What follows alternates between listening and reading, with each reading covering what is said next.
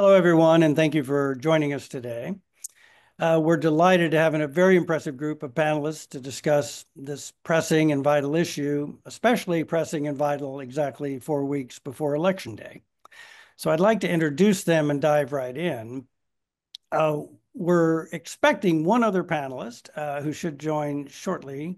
That will be Natalia Antelava, who is a co-founder and editor-in-chief of Coda Story, which is a nonprofit news organization that has won awards for its coverage of the abuse of new technologies, disinformation, and propaganda.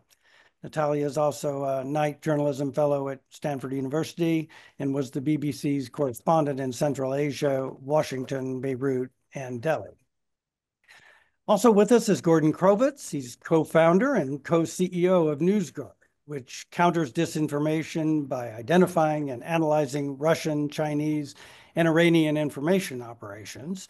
Gordon was publisher of the Wall Street Journal and editor and publisher of the Far Eastern Economic Review in Hong Kong. And last but not least, we have David Rohde. David is at NBC News, where he is now national security editor.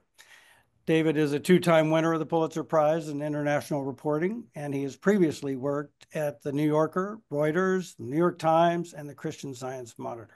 Not at the LA Times, surprising. Okay.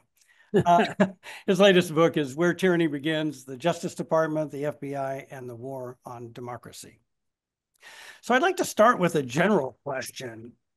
We know that China, Russia, and Iran all have been involved in disinformation and misinformation efforts, which are aimed, we are told, at disrupting, sowing chaos, feeding conspiracy theories, and calling into question the democratic system itself. You all are focused on this threat, I know, and from different angles, actually. How serious in your mind is this threat? And what worries you the most? What should we be on guard against, certainly in the next few weeks, if not the next few months and years? Gordon, why don't you start? Sure. Well, let's take it out for that general question. Let's take it out of the issue of the upcoming US election just for a moment. And let's consider what the internet has enabled. I think a lot of us, even those of us old enough to have been techno-utopians in our youth, including me, a lot of us thought that the internet was going to be a source for just more information, more sunlight, more disclosure, more transparency, more facts available to more people. All of that is true, but the flip side is also true.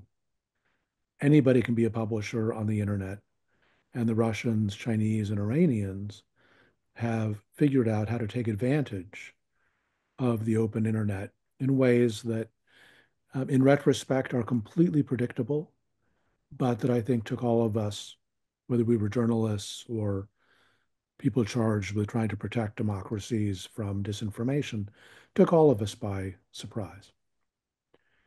My favorite example of how easy it is for foreign actors to engage in disinformation is the story of a fellow named John Mark Dugan. He was a deputy sheriff in Florida. He got in trouble with the law. He asked for asylum in Russia. He's been living there now for several years. And he's very active information operator on behalf of Russia. In the run-up to our election, he has created a network of 171 websites with names like Chicago Chronicle, DC Weekly, names like that sound like newspapers that have been around forever, that he produces using AI, generating false claims of all kinds. His false claim, by the way, that Vladimir Zelensky purchased an English estate from King Charles got more than 1 million views. All in, his websites have generated about 40 million views. So you ask for numbers. That's one Russian disinformation operator operating on the open internet, generating 40 million views of largely disinformation claims. So, like so much on the internet, where the data is hidden away, in many cases, in walled gardens within TikTok, within Facebook, even within Google, um, there are data available that give us a sense of just how tremendously successful these operations have been. And if we go back even a few years before, for years and years, the most popular news source on YouTube alternated between CNN and RT. RT, Russia Today, the Putin-backed disinformation operation, was allowed to operate freely by Google on YouTube, took advantage of the open internet. People had no idea necessarily that RT stood for Russia Today. But at the highest level, I think we have to acknowledge that Russia, China, and Iran have been sophisticated in their abuse of the open internet. They've spent an aggregate hundreds of millions of dollars to do this, and they continue to do it. And so they must think they're getting their money's worth. David? I would, I share Gordon's concerns. And I'll just speak about in the short term in terms of the election. I mean, the primary issue is our own, I think, misinformation and disinformation, the deep divisions in the countries. But what Russia and China and Iran have learned is to amplify our differences, to, drive these wedges between Americans. And as we approach this election now, about 4 weeks away, it's a key goal would be to undermine Americans' trust in the outcome of the election on November 5th. Simply how many votes were cast for which candidate, who actually won. Again, Donald Trump's, refusal to accept that he lost the 2020 election is primarily driving this. It's primarily a domestic issue. But it's clear that there's no better way to divide Americans, to show the U.S. as being chaotic, and most of all, to show that democracy doesn't sort of work.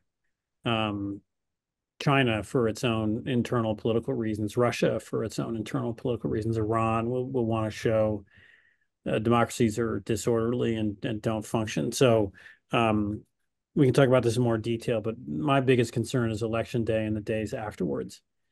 Deep fakes with fake election results, AI videos of people, stuffing ballot boxes with fake ballots, all of which, and it would be very high quality and difficult, even if it is,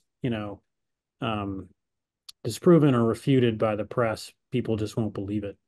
Americans, and they've been, as Gordon said, it's taken years to get us to this point, but it's sort of I don't know, a high noon, a Waterloo in terms of this complete an internet full of unvetted information that has emerged. And now we face an election that could be directly impacted by that.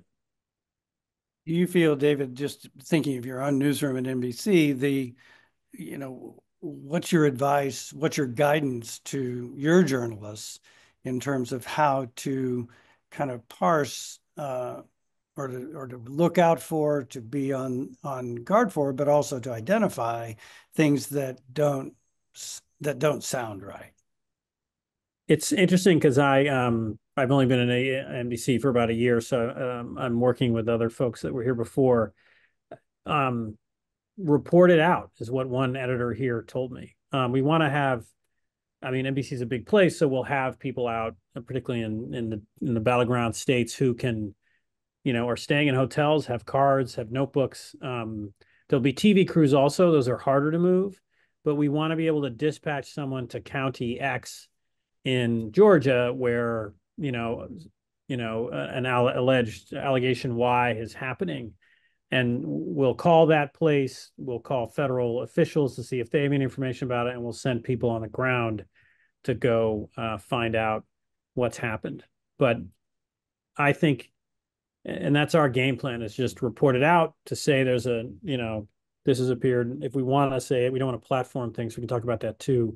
but essentially to say there's a report of this happening, NBC News can't confirm it, and then try to, through calls, through reporting on the ground, have a solid answer, and take the time needed to do that. I wouldn't want to rush something and then, reverse our finding.